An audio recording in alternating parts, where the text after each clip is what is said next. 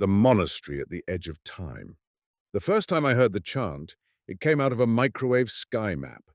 Not literally, of course. I am an astrophysicist, not a mystic, and I know the difference between radiation and music. The cosmic microwave background is light, not sound. The afterglow released roughly 375,000 years after the beginning, when the early universe cooled enough for light to travel freely. What we map are tiny temperature and polarization differences across the sky, anisotropies, ripples preserved from a younger universe. Those ripples include a coherent set of acoustic peaks, fossil traces of pressure waves that once traveled through the hot plasma before matter and light decoupled. Penzias and Wilson detected the background in the 1960s, and a Princeton group helped identify it for what it was. Decades later, WMAP and then Planck turned the microwave sky into precision cosmology. Even so, when I fed the cleaned low-frequency polarization data into the sonification software Gabriel Mercer had written for pattern hunting, what came through my headphones was not the neutral chime of translated numbers. It was a phrase. 3 tones, a rise I felt in the back of my tongue before I heard it, a held center, a soft fall like a lamp being turned down. I took off my headphones and listened to the room instead. Peyton Hall at 2 in the morning was a good place to doubt yourself. The old Princeton building settled around me with the small, arthritic noises of academic permanence, a pipe ticking behind plaster, a relay clicking in a rack cabinet, the giant ventilation system breathing through the walls like a patient too large to see. My office window reflected my own face over a frozen rectangle of black campus lawn. On the monitor, the sky was a false color wound, reds and blues laid across the whole celestial sphere, the residue of a universe still hot enough to glow. I hit play again. 3 tones, hold, fall, not music, memory. When I was 7, my mother used to chant while she cooked, not every day. On days when the house felt too full of unfinished things, or when my father was at the observatory and likely to miss dinner, or when rain pressed low over New Jersey and she wanted the windows shut but the air unsettled. She had grown up in Benares, daughter of a Sanskrit teacher and a woman who believed pronunciation mattered more than piety. My mother's chant voice was not pretty. It was precise. She never sang. She placed sound into the room as if she were measuring it. When I was old enough to be embarrassed, I started shutting my bedroom door. When I was old enough to leave, I traded all of it for equations. Now, in the middle of a microwave background data set, I heard the ghost of those mornings again. I pulled up Gabriel's last message. Subject, don't throw this out. Time, 1:14 a.m. Annie. Run the sonification on the cleaned E-mode residuals after the foreground mask. Use the phase normalized set, not amplitude weighted. Then tell me I'm insane. If you hear what I heard, don't send anything to Vale. Not yet. And if it's still there, go to the archive drawer labeled a V-1909. I'm sorry. There had been no follow-up. That was 3 days earlier, and in those 3 days, Gabriel had failed to answer 6 calls, 2 texts, and 1 email so blunt it would once have made him call me laughing. By then, his silence was no longer anomalous in the ordinary academic way. Gabriel disappeared occasionally into work the way other people disappeared into love affairs or gambling debts, but he always resurfaced with a joke and some disheveled apology. This silence had another texture. It felt placed. I ran the sonification a 3rd time, and then I called him. Straight to voicemail? I left no message. On the whiteboard opposite my desk, under a month of crossed-out tasks and a half-erased sketch of a likelihood function, was something Gabriel had written 2 weeks earlier during an argument about whether sonification was real analysis or just expensive pareidolia. Everything rhythmic is either a machine or a ritual. I'd thrown an eraser at him. Now I stood looking at the sentence until it blurred. My name is Anika Rao. I am 38 years old, a faculty astrophysicist, a specialist in cosmic background radiation, a daughter of 1 radio astronomer and 1 Sanskrit philologist, and a woman with a professional interest in not becoming my mother. By which I mean I trusted whatever could be falsified, calibrated, and independently reproduced. That trust had been good to me. It got me tenure.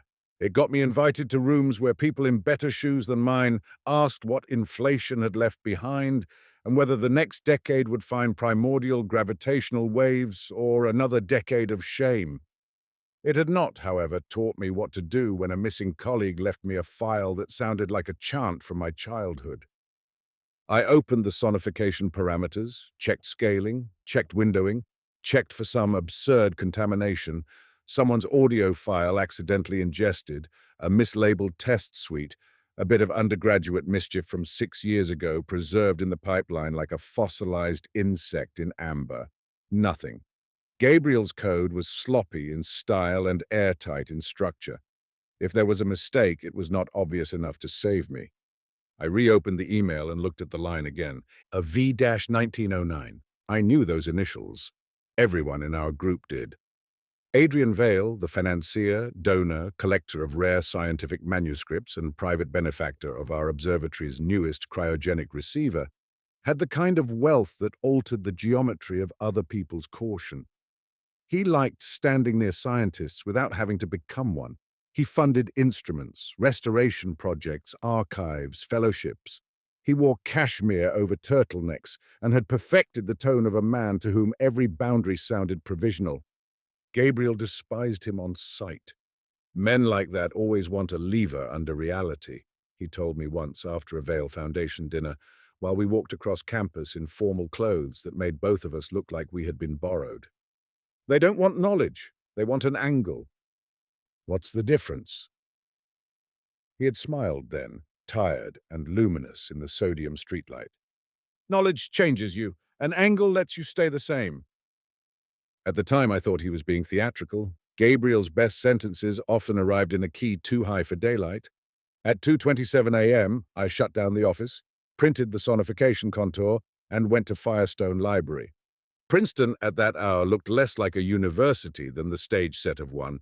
Clean Gothic silhouettes, snow edged in blue by security lamps, the kind of ordered stillness that makes human problems feel impolite. I crossed the courtyard with my collar up and the paper folded in my coat pocket. My breath moved ahead of me in pale bursts. The library night clerk knew me well enough not to ask questions.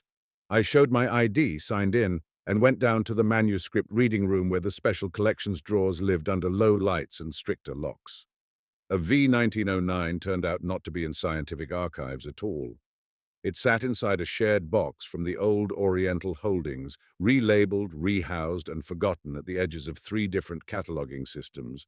Inside the drawer was a wax cylinder sleeve, a brittle expedition notebook, and 4 photographic plates wrapped in old tissue. The sleeve read, Arthur Vale Expedition, Western Himalaya, 1909, Cylinder 7, Temple Recitation, Menrang. I did not know then that I had just opened the door that would take me 6,000 miles from Princeton, up through a dry, oxygen-starved valley in the Indian Himalaya, into a monastery where men still believed chanting could hold history together. I knew only that my pulse had changed, and that Gabriel, wherever he was, had left me a trail made of sound. The wax cylinder could not be played in the Firestone without permission and machinery I did not have. But the expedition notebook was worse. Arthur Vale's hand was elegant, crowded, old-money English to the point of parody. The pages smelled faintly of dust and mildew. He was a collector in the colonial mode, acquisitive, observant, convinced that reverence excused theft if the theft was well documented. The notebook gave dates, altitudes, names of passes, sketches of temple plans, inventories of bronzes, ritual objects, manuscripts, and sounding formulas of unknown doctrinal age. It also contained 1 sentence underlined twice. Their chief recitation appears to be less hymn than instrument. The officiant claims it is for the tying of days. I stared at that line for a long time. Then I turned the page and found a rough transcription in Roman characters of syllables I recognized only in fragments. Seed sounds, maybe Sanskrit, maybe hybridized, maybe rendered badly by a foreign ear. Beside them, Arthur Vale had drawn 3 marks over certain syllables: high, level, falling, accent, not melody. I took out Gabriel's printout of the sonified contour and laid it beside the page. High, level, falling. My scalp tightened. I'm not easily frightened by coincidence. Science trains you out of romanticism by rewarding boredom. Most apparent patterns die under better statistics. Most mysteries are mislabeled bookkeeping. But there are moments when recognition reaches you before reason does, when some very old part of the mind notices alignment and panics. That was one of those moments. I photographed the pages with my phone, signed the retrieval forms with hands that had gone colder than the room, and went upstairs to call the only person I knew who could tell me whether I had found a forgery, a fluke, or a door. Professor Kavita Menon answered on the fourth ring. "Anika," she said, voice thick with sleep. "Either someone has died or you have finally decided Sanskrit matters. I need a favor. That is not a denial. I'm in Firestone with an expedition notebook from 1909 and a chant transcription. Gabriel sent me here." There was a pause. "When?" "3 days ago." Another pause, longer. "Come to New York in the morning," she said. "Bring everything." "You know what this is?" "No," she said. "But I know what it might be." "And Gabriel?" This time the silence was deliberate. "He called me from Leh," she said at last. 9 days ago. He asked about a monastery called Menrang." "What did you tell him?" "The truth." Which was that people who go to monasteries looking for secrets usually find the wrong century. I did not sleep. By dawn, I had reconstructed the sonification 3 different ways, mapped the contour against multiple cleaned data sets, and verified that the pattern, or rather the phase relation that could be rendered as that pattern, was not an artifact of one file or one pipeline. The cross-checks did not make it less absurd. They made it harder to ignore. The background radiation is full of structure, but not the kind most people imagine. Not messages, not codes, not divine handwriting pressed into the heavens. The patterns we care about are statistical, angular scales, power spectra, correlations between temperature and polarization, signatures of matter content, geometry, and early conditions. The celebrated acoustic peaks are not melody, but the frozen imprint of compression and rarefaction in the primordial plasma. Still, because those peaks come from oscillations, cosmologists sometimes lapse into forbidden metaphors and say the early universe rang. It did in a sense, but no ear could have heard it, and nothing human was there to listen. What Gabriel had found was not hidden speech in the sky. It was stranger than that. He had noticed that a certain phase-normalized subset of the low-amplitude structure, when translated into audible intervals, reproduced the contour of an archaic chant accent pattern. Not a song, a recitational skeleton. The statistical likelihood of such a match, if one allowed any contour from any musical culture, was not tiny. Human beings are good at forcing resemblance, but Gabriel had not pulled some random lullaby from a global archive. He had sent me to a specific cylinder in a specific drawer tied to a specific monastery. That meant he had independent knowledge before I ever heard the sound. By 8:30, I was on a train to Penn Station with Arthur Vale's notebook images on my phone, Gabriel's printout in my bag, and the queasy conviction that I was leaving the safe part of my life. Kavita Menon met me in her office at Columbia, in a room lined with palm leaf facsimiles, LP jackets, battered dictionaries, and enough uncatalogued paper to qualify as an ecosystem. She was 60 if she was a day, silver-haired, dry-eyed, and as unsentimental about sacred tradition as any person I had ever loved. She looked at me once, looked at the printout, and said, "You haven't eaten." That is not the urgent problem. It becomes one if you faint in front of my books. She handed me tea without asking and sat. I spread out the photographs of the notebook. Kavita put on her glasses, read without speaking, turned the phone toward herself, zoomed in, once, twice. Then she took the printout of the contour and laid it above the transcription. Her face changed, not dramatically. Kavita had the emotional display range of a stone lintel. But I saw the movement anyway, the inward tightening of recognition followed by the professional reluctance to reward it. "Well," I said. "This is not Tibetan melody in any normal sense," she said. And it is not modern mantra recitation. Arthur Vale was hearing something older in structure, whatever the text had become by 1909. Older how? She tapped the 3 marks over the syllables. Accentual, not scalar. Think recitation before song. Think a system built around tonal contours attached to syllables, where precision of utterance matters more than expressive line. Vedic. She glanced up. You do remember something. I sat back. My mother had taught me because she taught everyone, not formally. She believed children should absorb languages the way they absorb weather, by exposure, by irritation, by forgetting they were learning. I grew up hearing about accent classes, vowel length, oral transmission, recensional branches. I also grew up avoiding all of it whenever possible. My rebellion took the usual forms: physics, denim, American speed. Now those old names came back with humiliating clarity. Udatta, I said quietly. Anudatta, Svarita. Kavita nodded. The raised accent, the unraised, the falling, at least in the classical description. Vedic recitation preserves pitch accents that matter to the integrity of the text.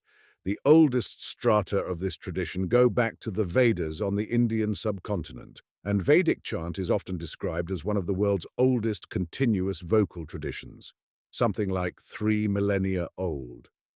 The Rigveda is the earliest great collection, while the Samaveda reworks many Rigvedic verses into chant with more explicit melodic handling.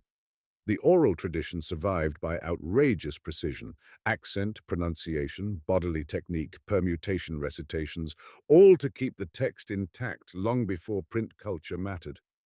She leaned closer to the notebook. But this is not simply Vedic. The text fragments here are mixed. Some look like bija syllables, seed mantras. Some are Buddhist. Some may be local accretions or Arthur Vale's poor hearing. What matters is the scaffold. The chant's architecture is older than the monastery's language. How could a Himalayan monastery preserve that? Kavita gave me the patient look reserved for scientists who believed history started when their datasets did. Because ideas travel, so do sounds. Buddhism reached Tibet by the 7th century, and Vajrayana, which became central there, was saturated with mantra practice.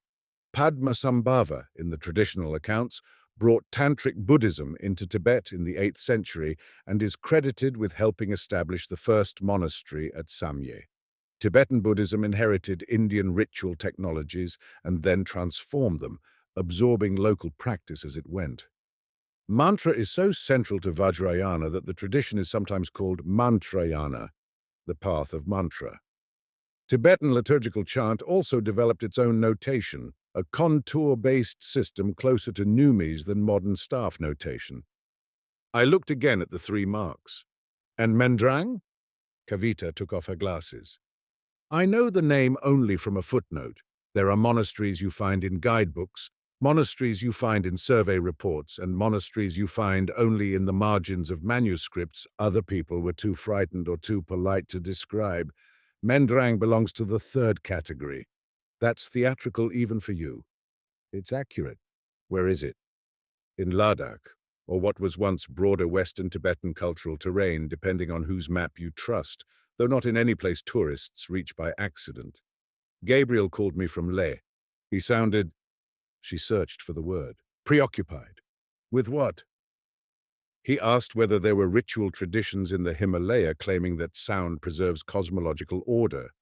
I told him yes, in many forms, if one translates generously enough. Ritual specialists say all kinds of things. That is not the interesting part. The interesting part is when they preserve them with absurd fidelity. You didn't tell me this. You didn't ask.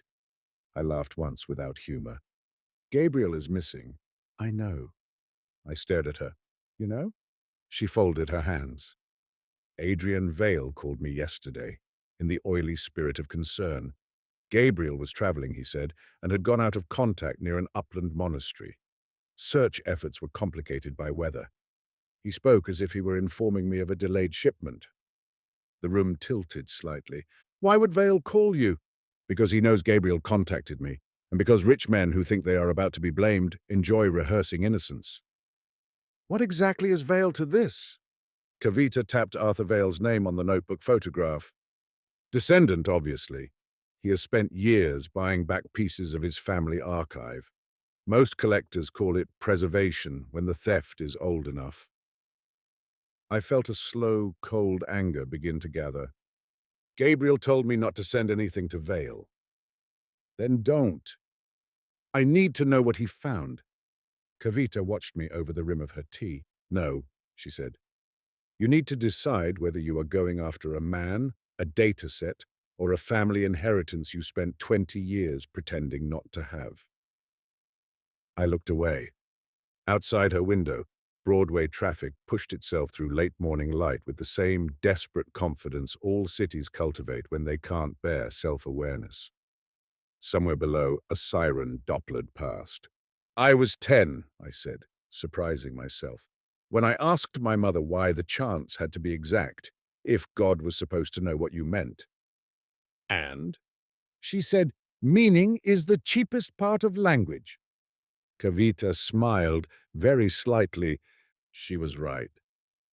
I spent the afternoon in Columbia's Sound Lab listening to the digitized version of Cylinder 7. Arthur Vale's original recording was damaged, noisy, and shorter than I wanted. Wax cylinders age badly and were never designed to carry mountains. But beneath the scratches and wow and flutter, beneath the hiss of older machinery and the cough of wind through a horn, the chant remained. It was not beautiful.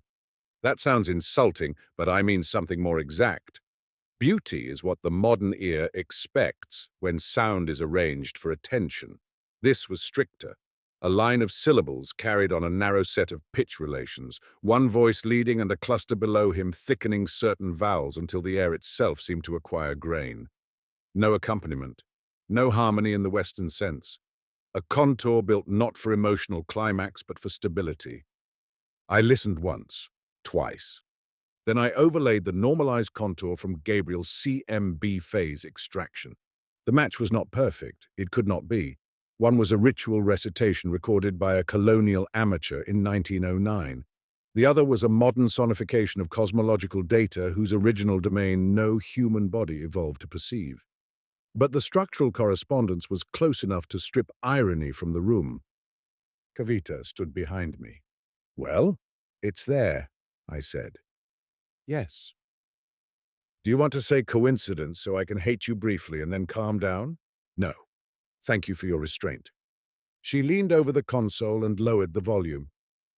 Let me say something more useful instead.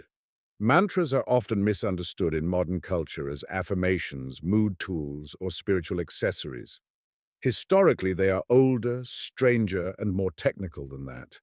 In Sanskrit traditions, the earliest mantras developed within Vedic religion in the 2nd millennium BCE. They were not all prayers in a simple sense. Some were sacrificial formulas, some invocations, some incantatory, some tied to ritual action. Over centuries, newer Hindu traditions, Buddhist traditions, and Jain traditions all produced or reused mantra forms in different ways. Om became the most famous sacred syllable, eventually treated as a condensation of the cosmos itself in some texts. In Vajrayana Buddhism, mantras were not ornamental, they were operational, vehicles of transformation, memory, protection, concentration, liberation. She paused. The modern secular mind keeps asking what such sounds mean. That can be the wrong question. Often the older traditions cared equally or more about what sound does. To the listener, to the speaker, to the group, to memory, to breath, to attention. There is also modern evidence, modest but real, that chanting and group vocalization can synchronize respiration and cardiovascular rhythms and shift autonomic state. That does not prove any monastery is holding the universe together, but it means ritual sound can alter bodies in common, which is not nothing. I stared at the waveform on the screen. Gabriel wouldn't disappear over a resonance trick. No, but he might disappear over whatever he thought it implied. Kavita reached into a folder on her desk and pulled out a photocopied page from an old article. Here, she said, the only published reference I've ever seen to Menrang, from a regional catalogue of Western Himalayan religious sites. It calls the place Menrang Gompa, the monastery of the memory thread, though translations vary. Local tradition says the main winter recitation was performed when the sky became many and men forgot which account was theirs. That sounds like delirium. It also sounds like a pre-modern way of describing catastrophe. She let that sit between us. There's more, she said. A later UNESCO description of Buddhist chanting in Ladakh talks about chanting as a practice for moral and spiritual welfare, peace of mind, purification, and invoking blessings. Do not romanticize that into physics, but do not flatten it into theater either. Communities keep these practices because something in them works, even if the language of explanation changes across centuries. I read the photocopied line twice. When the sky became many, how do I get there? You don't, she said immediately. I looked up. Excuse me? You send the regional authorities what you know, tell Princeton not to let Vale near the archives, and wait. For weather to worsen? For Gabriel to stay missing politely? For reality to improve under modest pressure. I'm going, Kavita sighed. I know. You're not going to stop me. Certainly not. I am too old to stand between physicists and the forms of religion they secretly deserve. She slid a business card toward me. Call Tsering Dolma when you reach Leh. She is an archivist, translator, and one of the few people I trust not to sell you a metaphor when you asked for a road. I took the card. On the train back to Princeton, I composed 3 emails. One to campus administration requesting emergency access to Gabriel's project logs. One to our collaboration server asking for full audit trails on his accounts. And one, much shorter, to Adrian Vale. Gabriel told me not to share his analysis with you. If you know where he went, tell me now. Vale replied 12 minutes later. Dr. Rao, I'm as concerned as you are. Gabriel was pursuing a personal line of inquiry on leave time, one I advised against. There are family archival matters intertwined here that can easily be sensationalized. We should speak in person before any assumptions harden. A Vale. I read it twice, then I deleted nothing. The audit trail told me what the email had not. Gabriel had accessed our group's raw and cleaned CMB polarization files, then cross-referenced them with a private digital folder stored under a restricted donor archive account. The folder was labeled VALE_HIMALAY_RESTORATION. Vale's team had uploaded the digitized wax cylinder recording 6 months earlier as part of some restoration partnership with the library. Gabriel had found it by accident, or by curiosity, which in his case amounted to the same thing. Once he heard the contour match, he began pulling more family materials, expedition diaries, photographs, correspondence, insurance lists, and, intriguingly, a series of invoices from Zurich linked to folio recovery. His last secured access from Princeton had been to a scan of Arthur Vale's map. His last open browser search before leaving campus, Menrang Road Condition October. I printed the map. Then I went home for 12 minutes, long enough to throw wool and medicine and chargers into a bag, call my department chair with a selective version of the truth, and stand in my kitchen while the kettle screamed.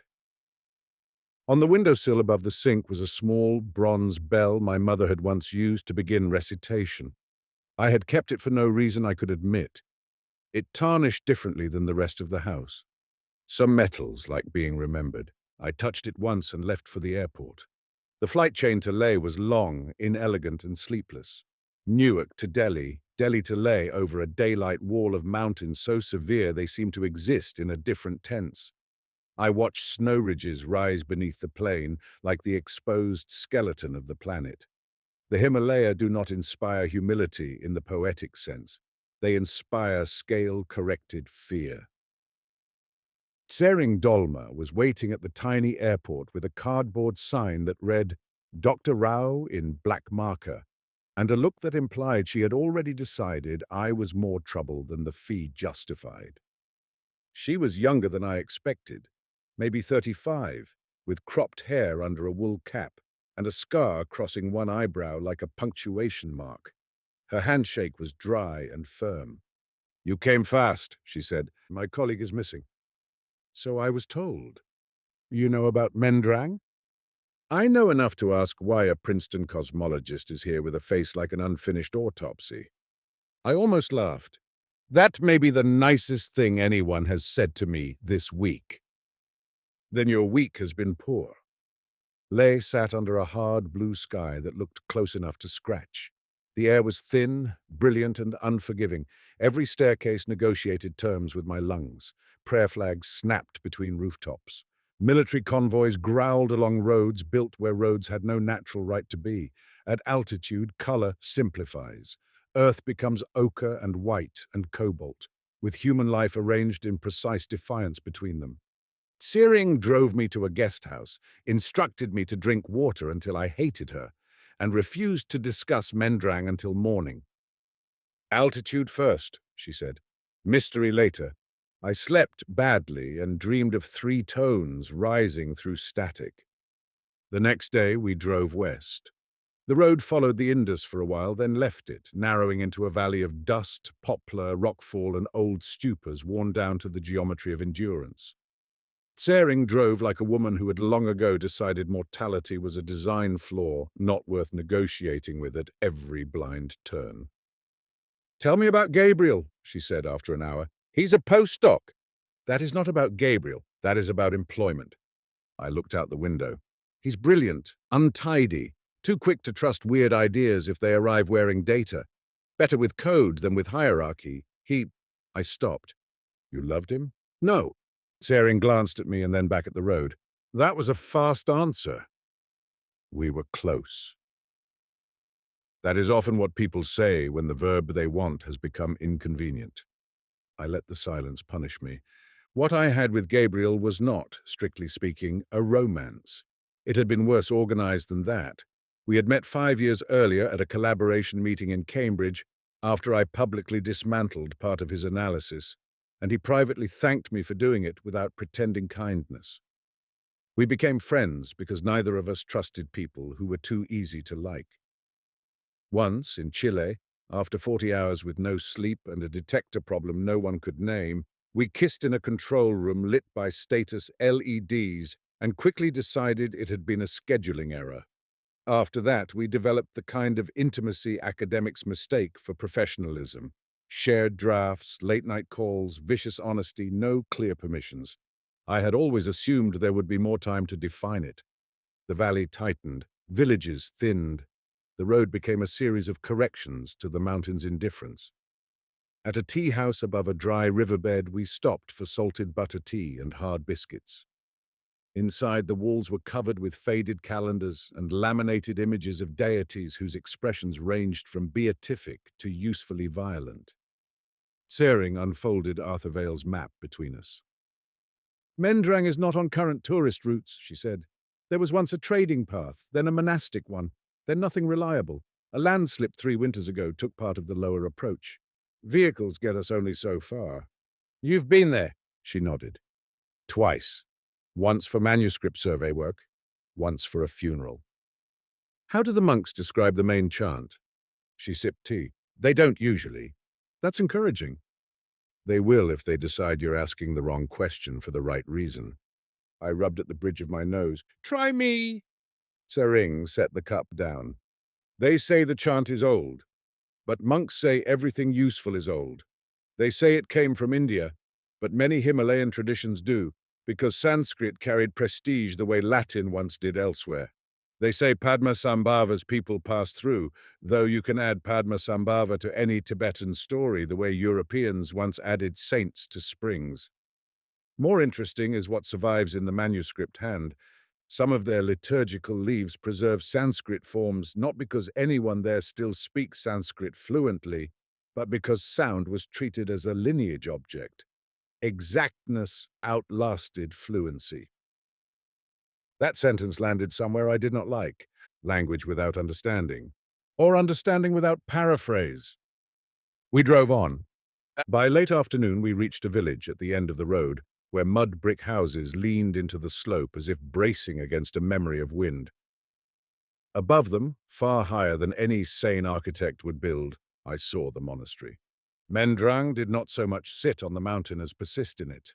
Whitewashed walls, dark window bands, a red upper temple block, and above all a line of prayer flags running from roof to ridge like a thought refusing extinction. A ravine cut below it. Beyond, snow peaks locked the horizon shut. "The monastery at the edge of time," I said before I could stop myself. Tsering snorted. "That is exactly the sort of name outsiders invent when they want mountains to collaborate." "What does Menrang mean, then?" She adjusted the bag on her shoulder. "Depends whom you ask. Memory enclosure, woven remembrance, the place where recollection is kept, something like that." We began to climb. "If you want to know whether a monastery is real, do not look at its temples. Look at its kitchens. This is a principle I formed later, but Menrang proved it for me. The temple was magnificent in the way remote religious structures often are. Dark beams varnished by centuries of smoke, painted guardians with eyes too large for polite theology, bronze lamps throwing small, swaying suns against walls covered in murals that had outlived 3 governments and all easy explanations. But the kitchen told the truth. There were sacks of barley, dented steel pots, cracked ladles, a novice sweeping ash, and a kettle patched with wire. Reality leaves fingerprints on the ordinary. The abbot received us in a room lined with scriptures wrapped in yellow cloth. He was older than the stone around him, or felt that way at least, with a face like folded bark and hands that seemed built less for blessing than for measuring weight. Tsering introduced me in Tibetan. He listened without visible surprise, as if physicists arrived daily with missing friends and cosmological anomalies. When she finished, he spoke. "He was here," Tsering translated. "The man Gabriel." My chest tightened. "When?" "8 days ago." "Is he alive?" The abbot answered before Tsering had finished. Tsering hesitated. "He says he left the monastery alive." "Left for where?" "Down Glacier Path, toward the old hermit caves." "Alone?" A pause. "Yes." "You let him go?" The abbot smiled faintly at that, the sort of smile one gives a child who has mistaken hospitality for custody. "He says," Tsering translated, "that monks are not shepherds for foreigners who think warning is the same as prohibition." That sounded enough like Gabriel to hurt. "I need to see where he was staying." The abbot listened again, then nodded. "One of the younger monks led us to a guest cell on the monastery's western side. Gabriel's bag was not there, neither was his laptop, recorder, or camera, but there were traces: a Princeton fleece hanging from a peg, a notebook page torn and crumpled near the stove, a pen cap under the bed, a mug ring on the sill. Small absences are often more intimate than presence. Someone had cleaned, but not perfectly. I picked up the crumpled page. Most of it was blank. On the reverse, in Gabriel's hand, 3 lines. "Not melody, witness contour. Arthur removed folio 12, third breath below assembly hall." I read it twice. "What does that mean?" Tsering looked over my shoulder. "It means he found something and had no time to become legible." The younger monk watched us, expression unreadable. "Ask him about the chant," I said. Tsering spoke with him in low, quick Tibetan. The monk answered in bursts, glancing once toward the floor, once toward the window, never at me. "What?" "He says the main winter recitation is not performed casually. Outsiders are sometimes allowed to hear fragments, not the full rite." "Why?" "He says because people like to collect sacred things and then mistake possession for comprehension." Is that the official answer, or his? Yes. I should have been angry. Instead, I was tired in a way altitude makes moral. The assembly hall lay 2 levels below, half cut into bedrock. The third breath clue turned out to mean a line of carved wall niches used for ritual trumpets and storage chests. Behind the third niche from the left, Tsering found a narrow panel that shifted under pressure. Inside was a cavity no larger than a shoebox. In it, a digital recorder wrapped in cloth, an old photograph, and a strip of manuscript leaf folded 3 times. My hands trembled as I unfolded the leaf.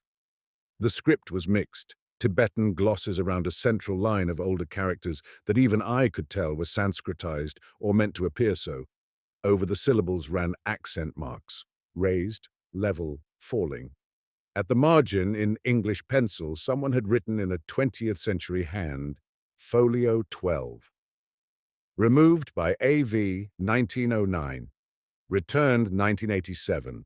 Never complete without chamber. The photograph showed Arthur Vale standing stiffly beside three monks in front of the monastery, looking as though he had paid the mountain to exist. One monk held what looked like a wrapped manuscript bundle.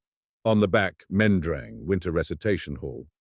Searing turned on the recorder, static, wind, then Gabriel's voice, thin and close. "If Annie gets this," he said, "tell her I finally found a pattern she'll hate enough to trust." I sat down on the floor. His breathing in the recording sounded wrong, too fast, too shallow. I checked the contour against the restored cylinder. It's real. Not exact, not magic, but real enough. The chant and the phase set line up after normalization. I know how that sounds. I know. Vale knew part of it from his family archive. He's been looking for the missing folio because the chamber acoustics matter. That's why his foundation bankrolled the restoration. He thought it was a family curiosity. It isn't. In the background, someone said something in Tibetan. Gabriel answered, voice farther away, then came back.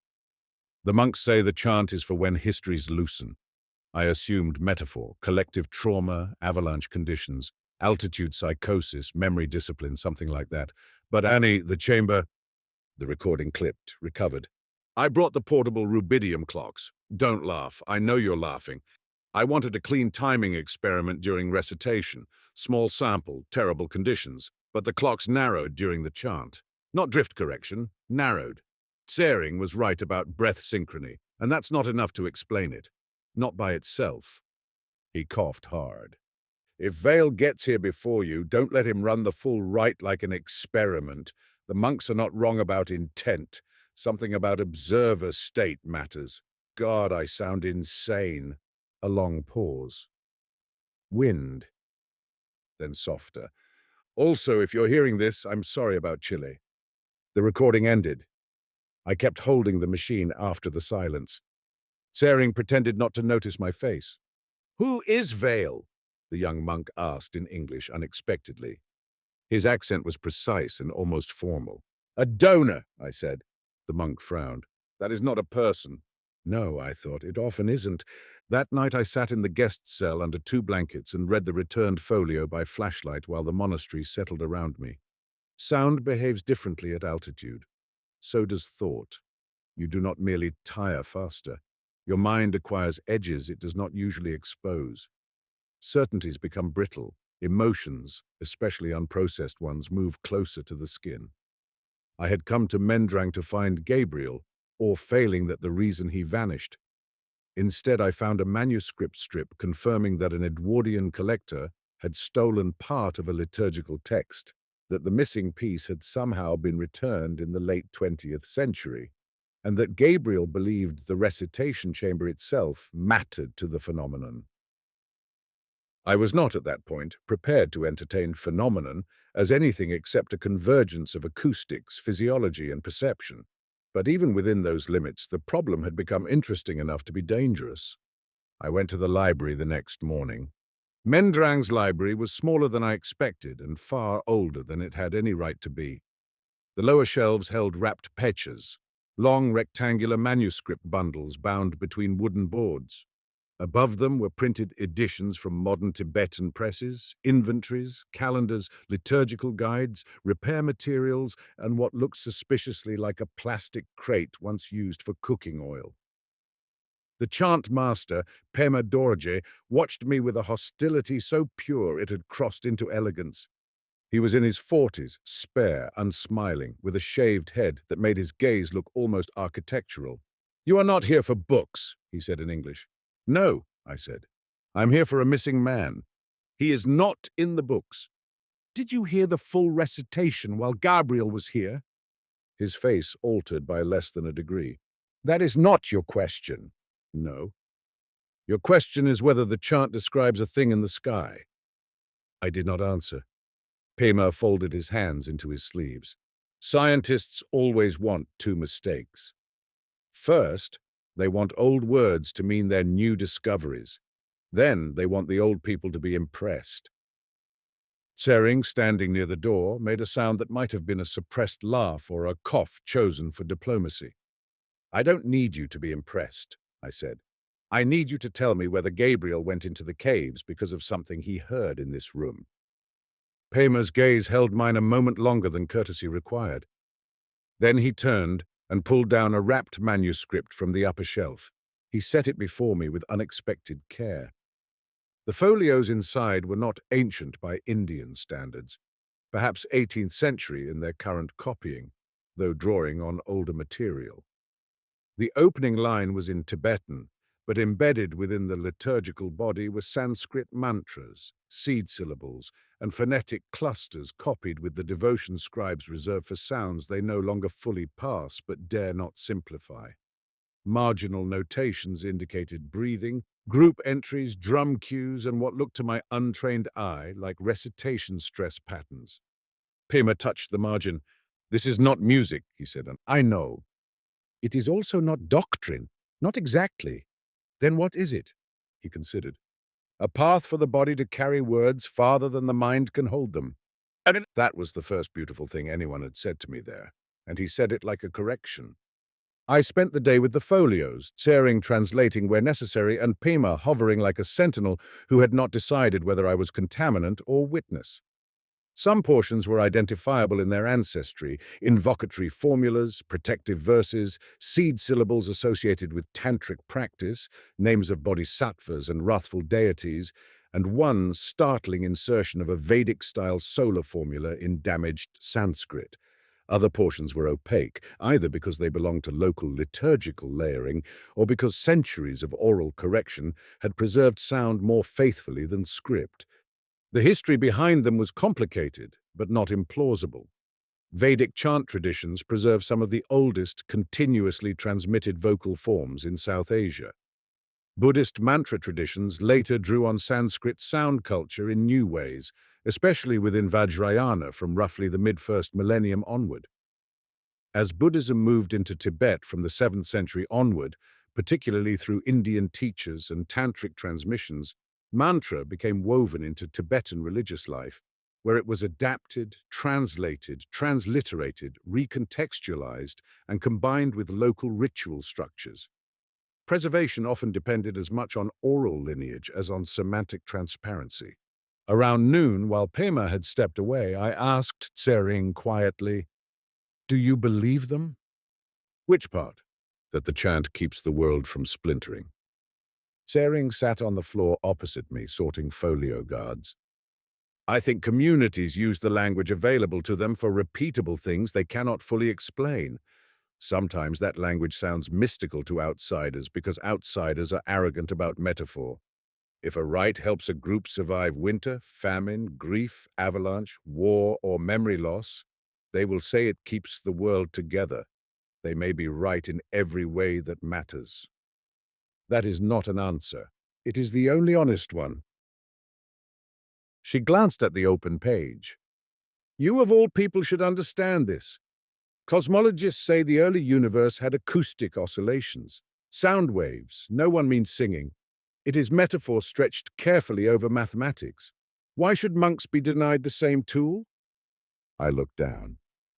"Because I thought monks didn't usually leave anomalies in my timing data. By late afternoon, I had translated enough to see the ritual structure. There was an opening invocation, a central recitation divided into repeating breath cycles, 3, 5, 7, 9, grouped in ways that mapped more naturally onto respiration than onto semantic units. Then a section labeled "in Tibetan" for the binding of witnesses when accounts divide. I ran my finger over the line. "Accounts divide," I said. "What does that mean here?" Pema had returned soundlessly. "It means what it says." "And historically? You want a date?" "I want a referent." He considered.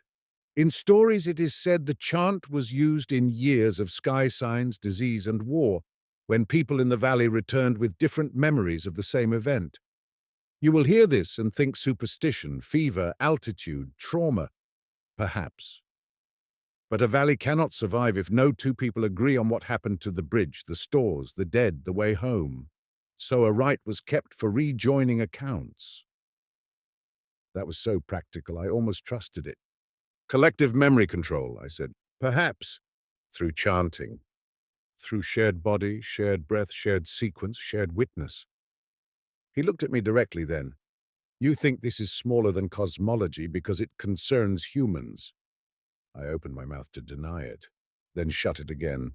Adrian Vale arrived at Menrang on the third day, not by helicopter, which would have been vulgar even for him, but on foot with two local porters, a field assistant in expensive cold-weather gear, and the exhausted serenity of a man who believed hardship was a story best outsourced but still photographable.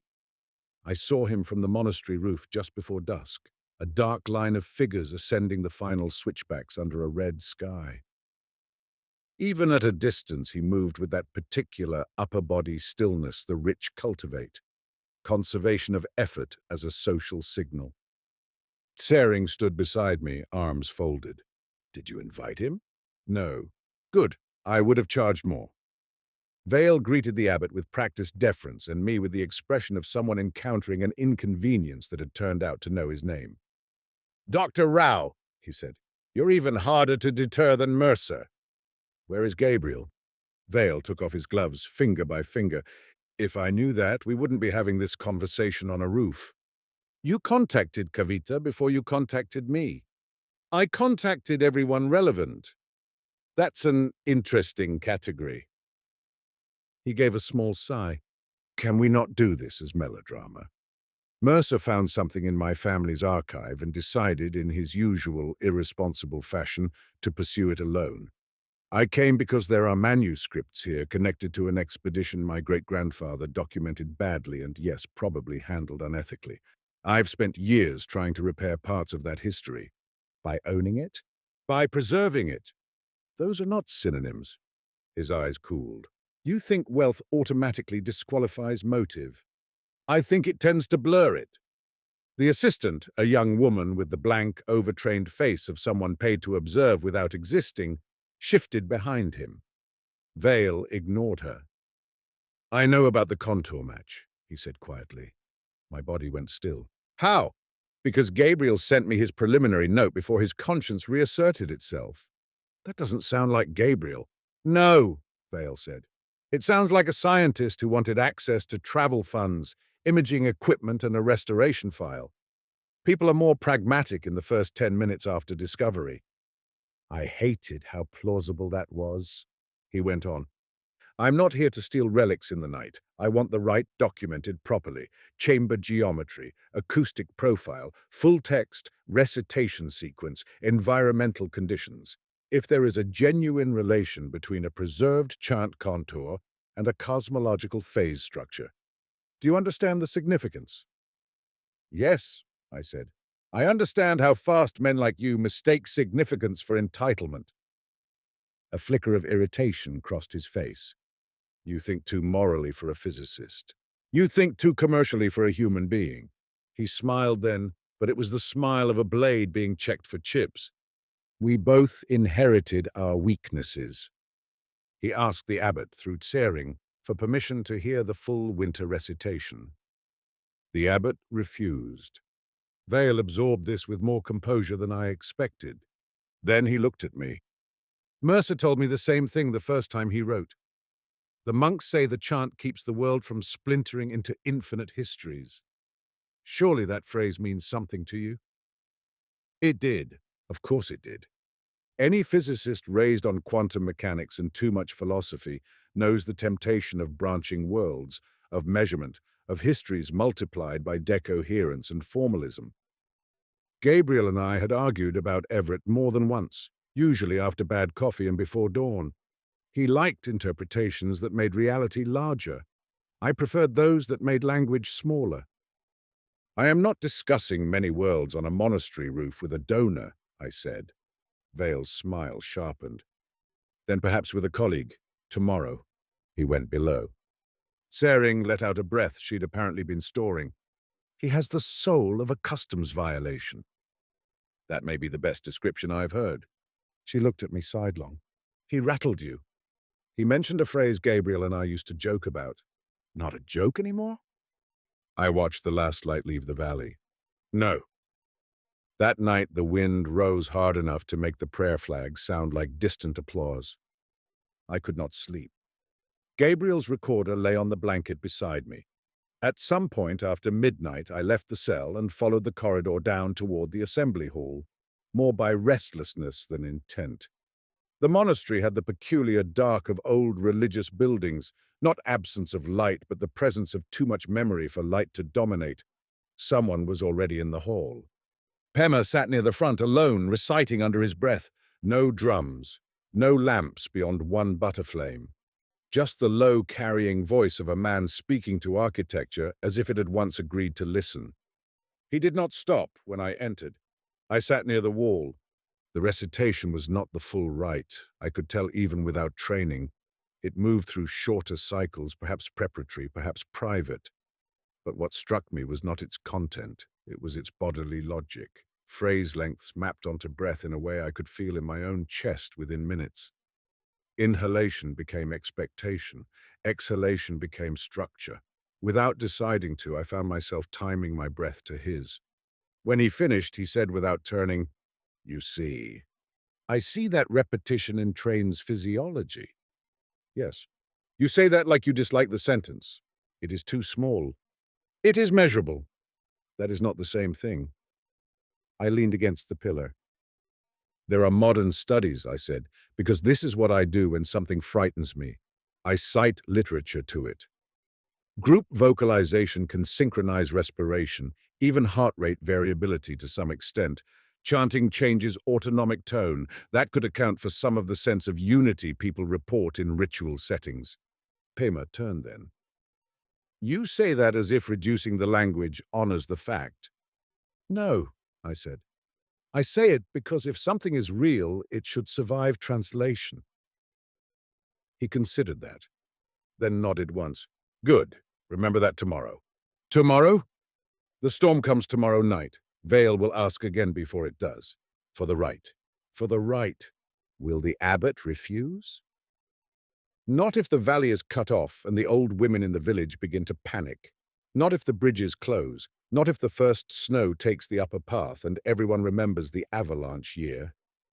I frowned. The avalanche year? Pema looked away. 34 years ago. Half the valley trapped. 3 families gave different accounts of where the stores had been kept. Men argued over which children had already been moved and which were still above the slide.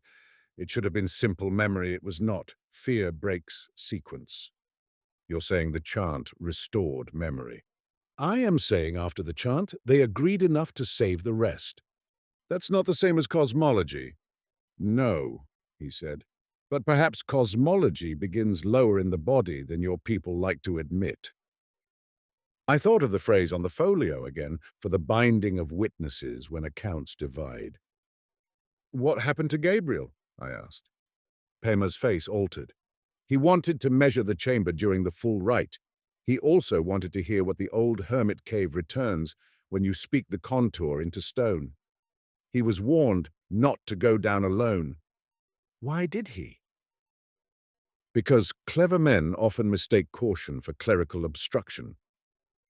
That sounded infuriatingly like Gabriel, too. Do you think he's dead? Pema looked at the butter lamp. I think mountains prefer verbs to nouns. That was no answer at all, and yet I understood it. The storm announced itself with pressure. By noon, the sky had gone from brilliant blue to a white so complete it felt subtractive. The valley disappeared in increments. Wind drove powder off the high ridges in long banners. In the village below, smoke flattened and spread. Monks moved with unobtrusive speed. Shutters checked, stores shifted, paths flagged, novices sent to carry messages downhill before the pass closed. Vale spent the morning trying, with increasing sophistication and decreasing humility, to persuade the abbot that a full documentation of the winter recitation was an act of preservation, not intrusion. He offered sealed digital copies, climate-controlled storage, conservation funding, scholarship grants, anonymous publication, joint custody, and at one point, the particularly elegant lie that scientific attention might protect the tradition from erasure. The abbot declined all of it. Late afternoon brought worse news. A shepherd from the upper valley arrived with two others, snow in his beard and panic under it. One of the plank bridges on the northern trail had gone. A woman and her son were missing between the village storehouse and the summer path. No one agreed whether they had started before noon or after. One man swore he had seen them near the shrine. Another insisted they were already below the fields. A third said the boy had been sent earlier with grain. Under ordinary circumstances, this would have been confusion. At altitude, under pressure, in a place where every hour before full storm mattered, confusion became mortal. The abbot made his decision. The full recitation would be performed after nightfall, not for me, not for Vale, for the valley. When Menrang told me, I felt two incompatible emotions with humiliating force. Relief that I might hear the chant, and shame that relief came first. Vale was less conflicted. I need my equipment in the chamber, he said. No, the abbot said. He said it in Tibetan, softly, but no translation improved the meaning. Vale turned to me. You understand this may never happen again under comparable conditions. I also understand this is not your laboratory.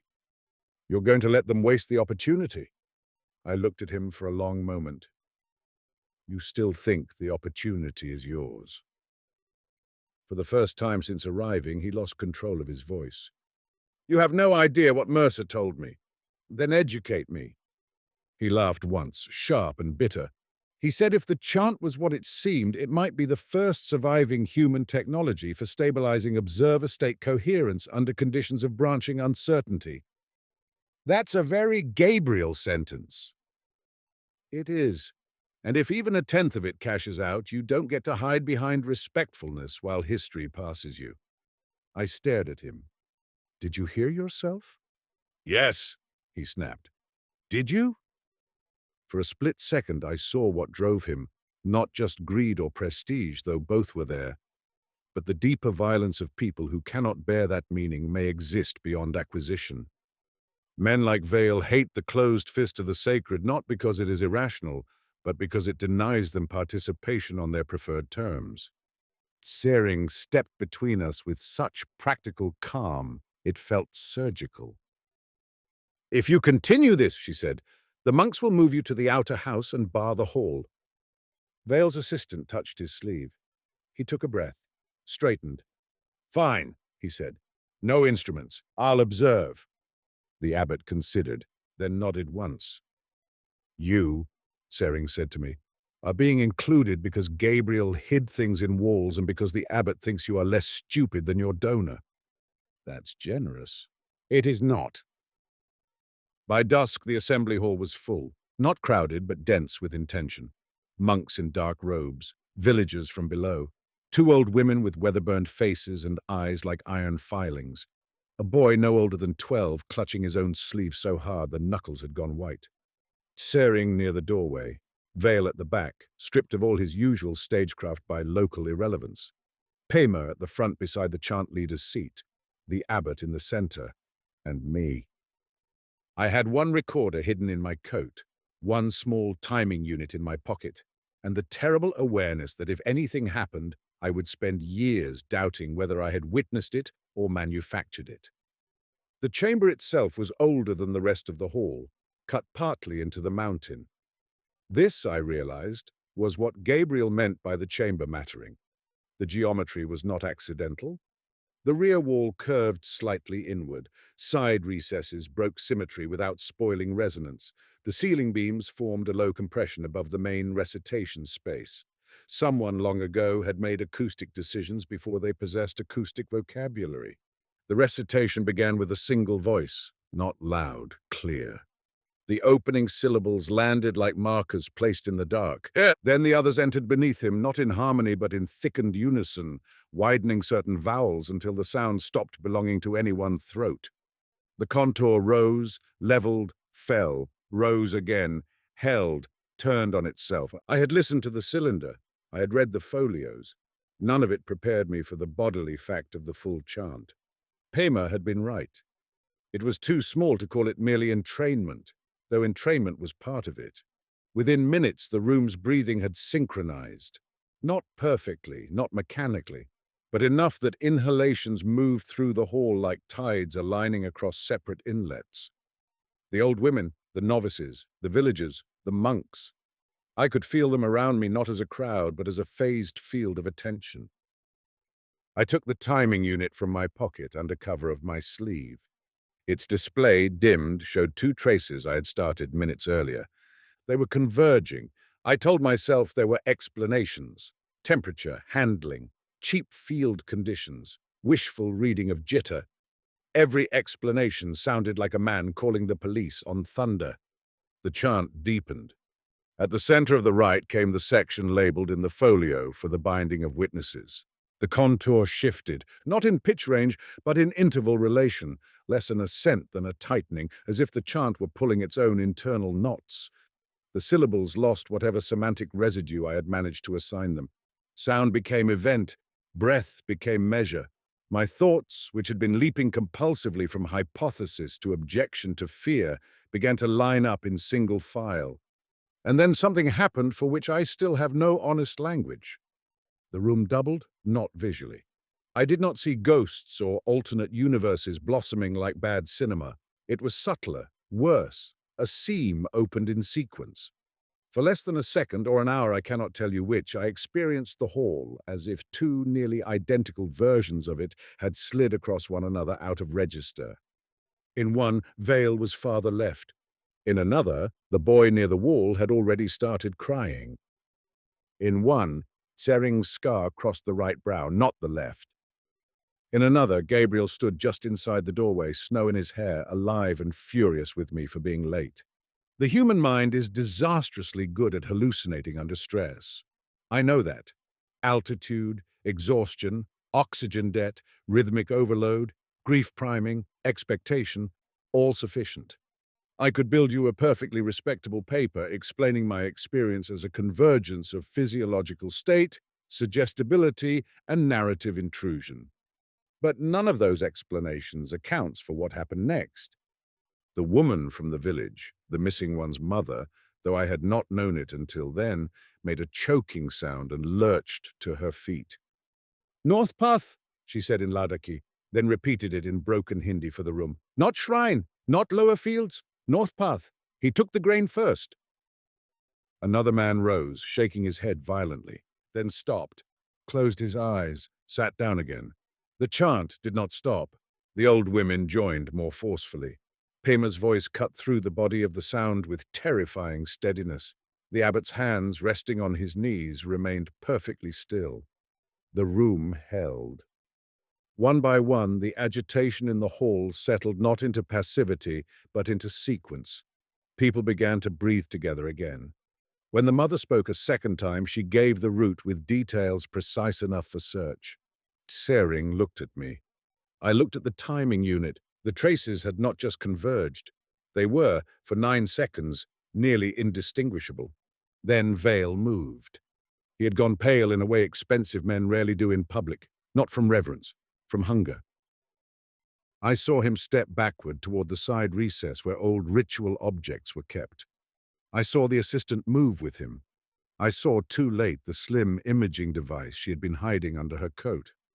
He was going to record the chamber profile after all. I stood. Pema saw it too. His eyes flashed to the recess and back, but he could not break the chant without breaking the room. I moved toward Vale. He whispered, furious and exhilarated at once, "Do you see? Do you finally see?" "Yes," I said. "Then don't be provincial about it." He lifted the device. I hit his arm. The machine struck the wall, skidded under a bench, and somebody shouted. The shout threatened the chant's coherence for a terrible second. Vale grabbed my wrist. I twisted free. The assistant bent for the device, and Tsering was suddenly there, intercepting her with an efficiency that suggested archivists lead richer interior lives than the public deserves to know. The hall wavered. For one impossible instant, I thought we had lost it. that the layered sense of doubling would break outward into panic. Instead, the abbot's voice, old and iron-flat, entered beneath the chant like a beam under a failing roof. The room relocked. Vale stared at me as if I had betrayed not him, but some higher law of inquiry. Then the mountain answered.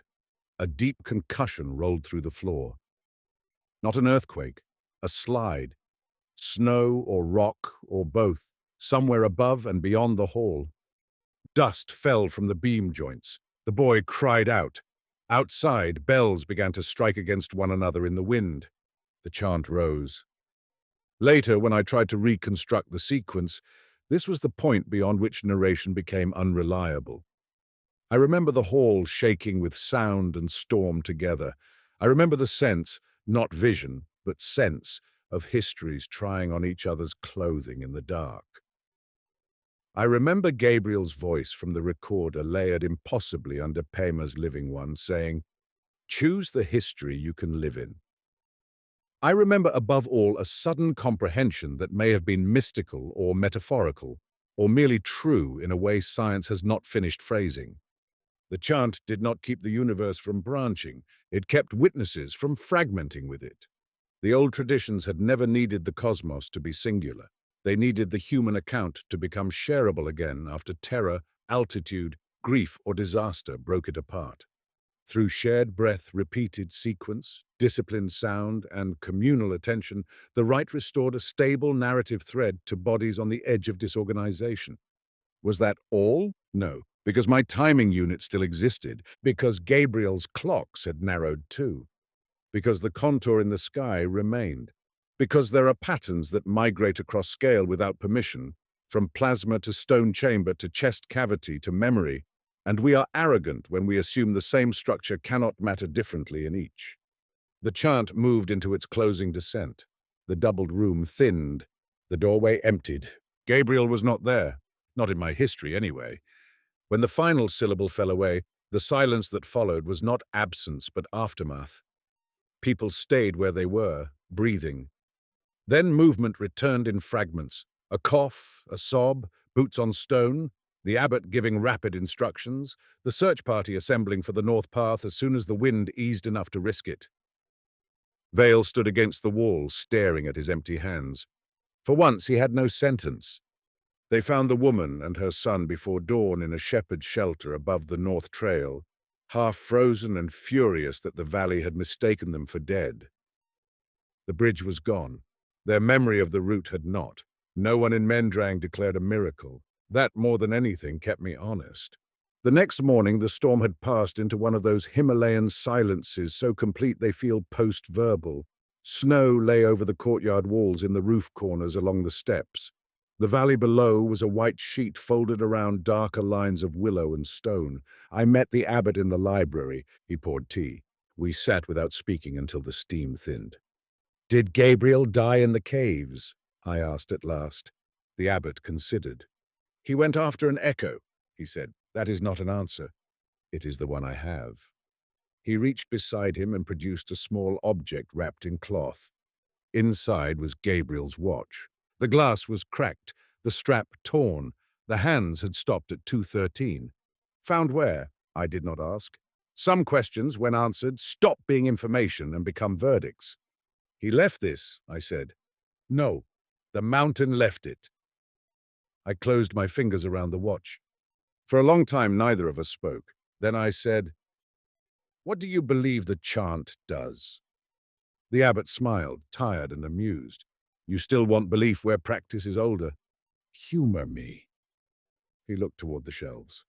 "I believe sound can train attention. I believe attention shapes memory. I believe communities survive by repeating what keeps them shareable. I believe some patterns are found, not invented. I believe your science and our rituals both discover constraints in the world, though they ask different things of them. And the infinite histories." He took his time. "Have you never wished two contradictory things had happened and then tried to live as if one had?" I thought of Gabriel in the doorway, of my mother in the kitchen, of every life that had not happened because another one did. "Yes," I said. "Then you know enough." I laughed softly, though I was close to tears. That is not a very scientific answer. No, he said, but it is evidence. We went down later to inspect the outer cave path. Tsering came with us. So did Pema, perhaps to make sure I did not steal geology on the way out. The hermit caves were cut into the mountain below the monastery, older than the current structures and colder by an order of history. In the third cave from the left, where Gabriel was said to have gone, the rear wall narrowed into a natural stone throat that amplified certain vocal contours and swallowed others. Speak flatly, and the echo died at once. Speak along the rise-level-fall contour, and the cave returned a second voice a fraction late, then a third, then a faint braid of diminishing selves. I stood there shivering in the dark. The geology did not prove anything mystical. It proved that Arthur Vale's note about instrument rather than him had been acoustically astute. The contour belonged not just to text but to chamber behavior. The mountain itself favored it. Pima watched me test the echo. "Now do you understand chamber?" he asked. "Partly. That is more than most. Did the old builders know the contour because of the cave? Or the cave because of the contour?" He actually smiled. "That is finally a good question. We found no body, only a patch of disturbed snow below the outer ledge, a torn thread caught on rock, and boot marks too eroded to rescue chronology. Gabriel might have slipped. He might have descended farther before the storm. He might have gone after sound the way some people go after light, mistaking fascination for a tether." On the climb back, Tsering walked beside me in silence until the wind dropped. "You will never know," she said. I know. You dislike that more than grief." I looked at her. She was right.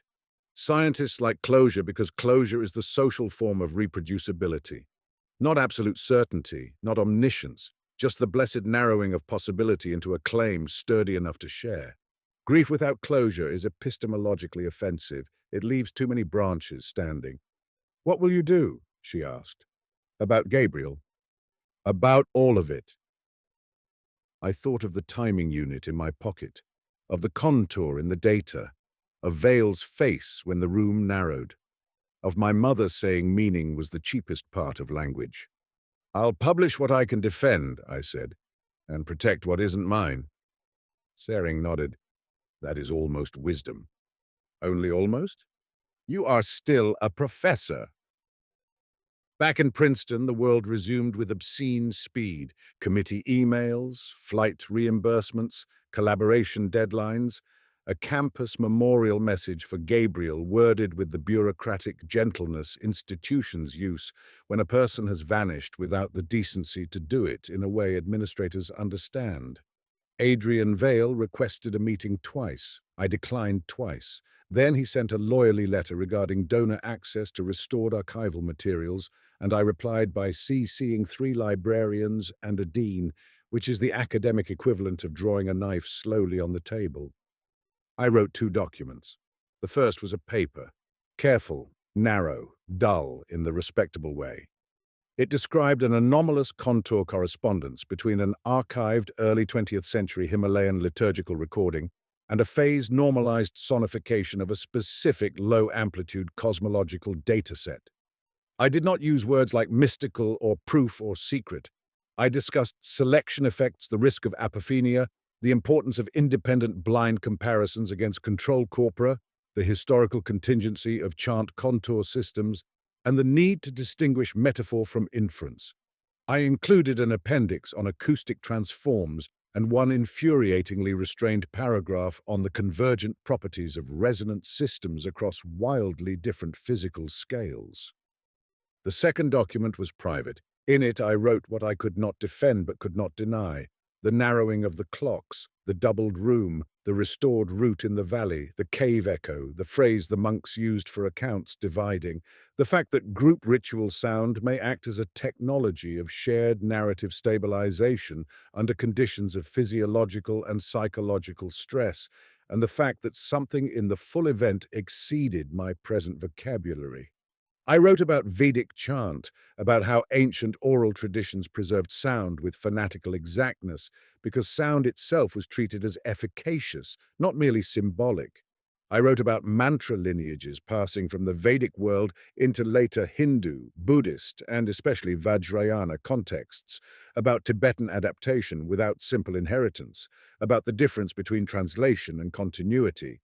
I wrote about respiration, synchronization, witness, chamber geometry, and the obscene modern habit of assuming the only dignified explanation is a recent one. I cited everything I could.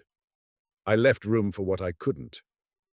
Months later, I received a package with no return address. Inside was a memory card and a note in Tsering's hand. For preservation, not possession. The card held a recording, not the full winter rite. Menrang was never that generous, but a sanctioned teaching fragment performed in the now repaired assembly hall with the abbot's permission, accompanied by transliteration, translation, and commentary from Pima that was so precise it almost counted as forgiveness. At the end of the audio file, after the last recited phrase, there was accidental room tone, shuffling cloth, a cough, wind at the window, and then, faintly, impossibly, a man's voice near the recorder saying my name. Not Annie, the way Gabriel said it when he was teasing. Annika. Formal, careful, as if trying to place me inside a sentence. I played it 12 times. It could have been anyone. A monk, a porter, an artifact of overlap. A mind desperate enough to annotate static with love. I did not send it for enhancement. Some evidence is damaged by pursuit. I still work on the microwave background. I still teach students who want the universe to yield its furniture on schedule. I still tell them that the sky is not sending us messages, that our job is to resist mythology where statistics suffice. I mean it. And yet, there are afternoons when I am alone in the lab testing a transform or checking a residual map, and I catch myself humming the rise level fall contour under my breath. I stop immediately. Then, from some farther office or corridor, I hear a graduate student humming the same three-note shape without knowing where it came from. A machine on standby answers with its own descending tone. The building settles. The pipes tick. The sky on my screen glows with the oldest light we will ever touch. Law, prayer, or something older. Those were the choices I thought I had when I climbed to Menrang. Now I think the categories were wrong. Law is what a pattern looks like when you can write it down. Prayer is what the same pattern feels like when you must live inside it. And what lies beneath both may be nothing more or less than the stubborn fact that the universe favors forms which can be repeated without breaking. In winter, when New Jersey skies go hard and metallic and campus empties after dark, I sometimes take my mother's old bronze bell from the windowsill and set it on my desk beside Gabriel's stopwatch.